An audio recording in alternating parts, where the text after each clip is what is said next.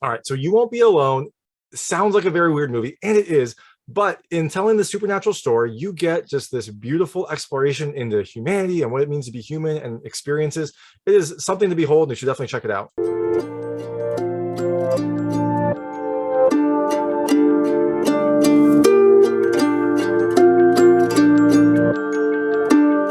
Hey everyone, this is David Stark from Watch or Pass, and today I'm going to talk to you about You Won't Be Alone, which is coming to theaters on April 1st, 2022.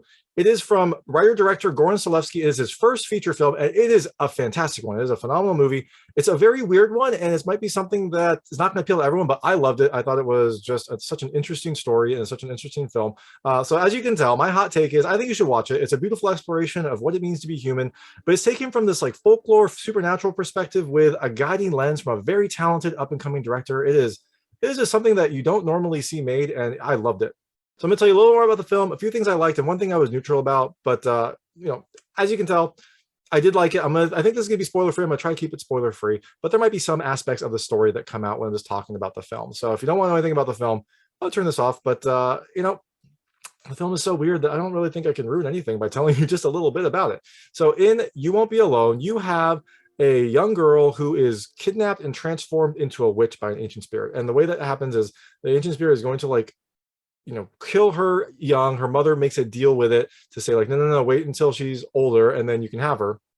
Eventually the witch comes to take her due, and she transforms this young girl into a witch. And by doing that, she gives her the need to eat raw meat. She gives her kind of like an eternal life almost, and also the ability to take on the shape of other people, other things that she destroys, she can take on their shape.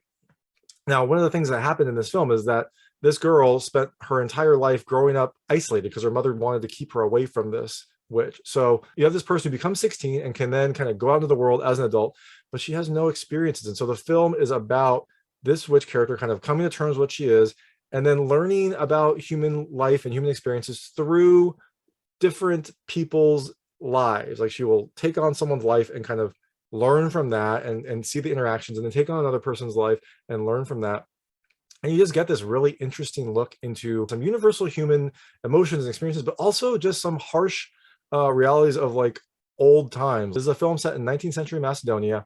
There was a definite power imbalance between men and women. There was definite, roles that men and women played in life, and a definite lack of autonomy for a lot of women at this time. And so you see some very brutal things happen as she experiences life from these various perspectives. And so it's a rough film at times, but it is just a beautiful film as well. And I really liked, I can't speak more praise about it. So I'm just going to go right into the things I liked.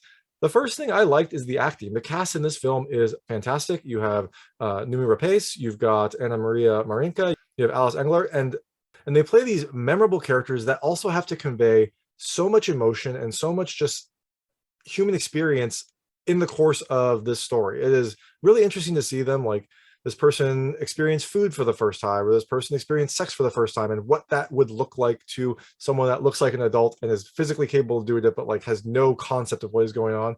You get some very, very wonderful performances from these perspectives. The second thing I really loved is the music. I mean, the music, I think, really does a good job of emphasizing the emotion that this film has, and especially towards the end, as you have some of the characters make some very big decisions and also reflect on the things that have happened.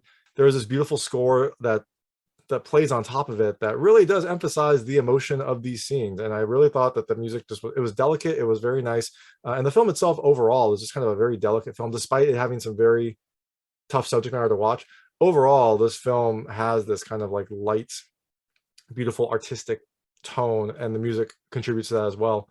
The third thing I really liked is the emotion, and I didn't really expect that from a film that deals in like the supernatural and deals with someone that can take on other people's forms.